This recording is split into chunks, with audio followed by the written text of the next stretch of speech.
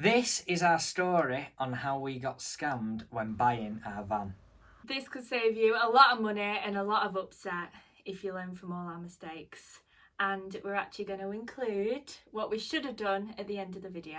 So first, let's set the scene. Me and Tom had the dream of owning our own camper van and going all around the world in it. So we began to search online and unbelievably we found one locally which were at a decent price and had decent mileage and not a bad age. So we went to go and check it out. Everything seemed alright. We took it on a test run. It were already kitted out as a camper van, which were good for us because we just wanted to get travelling. We took it for a test drive. My granddad came with us and he noticed that it needed a couple of new wheels putting on because they were not wheels, new tyres as they were worn, and the tracking was all sorted out.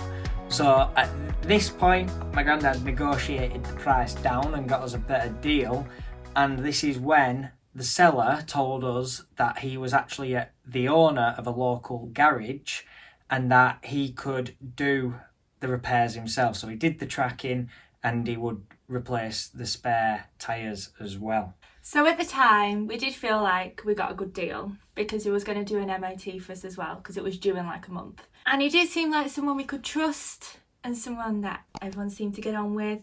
And we didn't think he'd ever want to risk the reputation of his local business.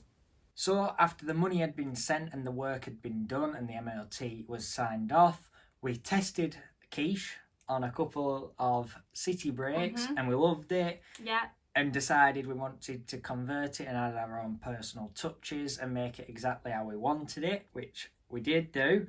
But this is when cracks started to show. Disaster struck. As we began to rip out all the interior, we came across this. What the? Oh my days. Oh, it's absolutely drenched. It's like cardboard. So after this, we was feeling like the seller of the van must have known this when he sold it us, and luckily my granddad helped us repair this, but we were feeling a little bit ripped off by this fella. The van build was nearing completion and then it was MOT day. The list of problems went on and on to the point where we both thought it was a write-off.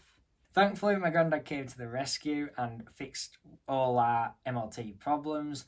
But this just shows that the seller probably turned a blind eye to quite a few of the problems on the list, which made us feel a little bit scammed once again. But thankfully, the van seems to be doing okay now. So here is our advice to you so that you don't need to go through the same problems as us. Number one, do not trust the seller.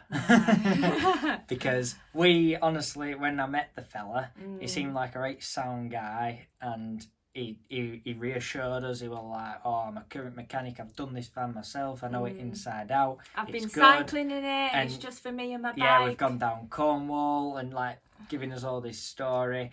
And just the fact that he's a mechanic and my granddad were an ex-mechanic, my granddad kind of thought, oh, he'll have done a proper job on it, you know, like you'd expect them to do. But this wasn't to be the case, so it just shows that people will tell you anything to sell you the van. Number 2, give the van a thorough check from top to bottom before you buy it.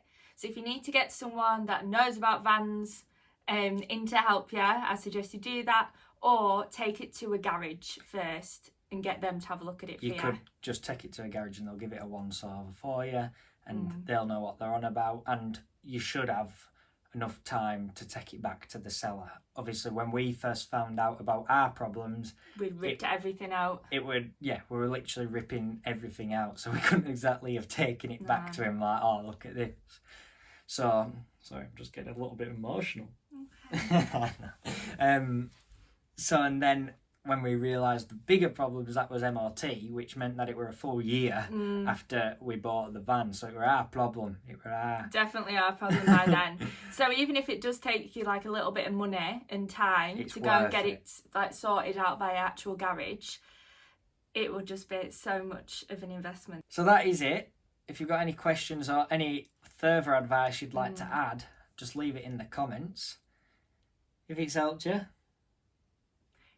You can subscribe and you can leave a like, but once again, There's no pressure, is No there, Tom? pressure from us We don't two. want to be pressuring anybody into doing something that they don't want to do, because that is not how we roll. So it's been a very like mechanical video today, hasn't it? Like very kind of like van and MOT. So hopefully we'll be coming with like the more fun bits soon. Yeah, it's been very serious today. Which is where I kind of raise my head. Yeah, Lauren likes the adventure bit. Tom likes like the oil It's just and the grease. oil, spanners. Yeah. Chainsaws. Right. On that note, thank you very much. Thank We'll you. See you next time when we're having a bit more fun. Yeah.